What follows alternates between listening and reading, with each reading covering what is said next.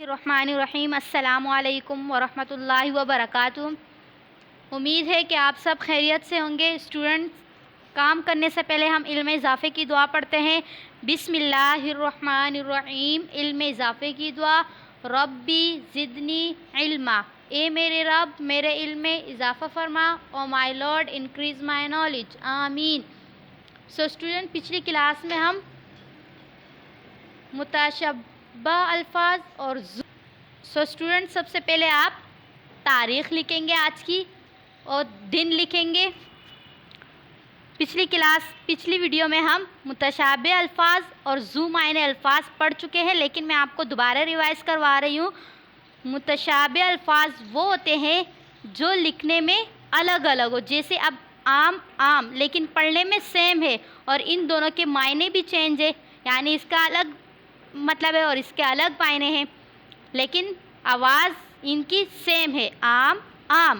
اگر ذو معنی الفاظ کی بات میں کروں، یہ لکھنے میں بھی سیم ہے اور اس کی آواز بھی سیم ہے، لیکن ان دونوں کے معنی الگ ہے، امر من کام، امر من حکم۔ ٹھیک ہے، آپ کو یہ متشابہ الفاظ اور ذو معنی الفاظ سمجھ آ گئے ہوں گے۔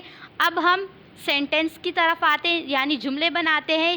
یہاں میرے پاس صدا اور صدا، اب دیکھیں یہ الگ صدا ہے اور یہ الگ صدا ہے، تو میں اس کا پہلے جملے میں بنا چکی ہوں، صدا کا اللہ آپ کو سدا خوش رکھے۔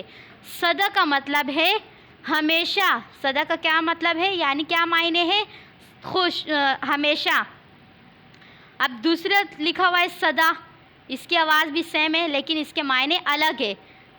اس صدا کے میننگ ہوں گے آواز، فقیر نے گلی میں صدا لگائی، یعنی آواز لگائی۔ اب ذو معنی الفاظ کی طرف آتے ہیں۔ اب دیکھیں یہ دونوں سیم لکھے ہوئے ہیں، لیکن ان دونوں کے میننگ چینج ہوں گے، مطلب معنی الگ ہوں گے، اور ان دونوں کے معنی بھی الگ تھے اور لکھا بھی الگ ہے۔ اب جلد کی بات کرتے ہیں، جلد کا جملہ پڑھتے ہیں۔ میں نے اپنی کتاب جلد کروائی۔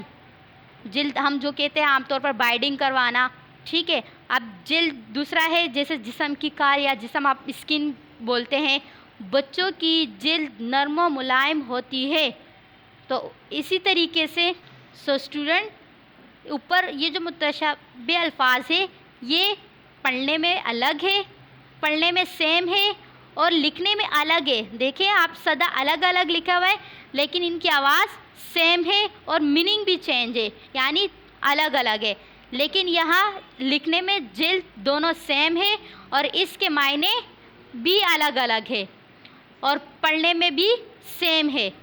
تو امید ہے کہ آپ کو متشابہ الفاظ اور ذو معنی الفاظ سمجھ آ گئے ہوں گے۔ اب آپ نے اپنی کاپی میں اپنی بک پیج نمبر 35 اور 36 سے 5 الفاظ کے جملے بنانے، ٹھیک ہے۔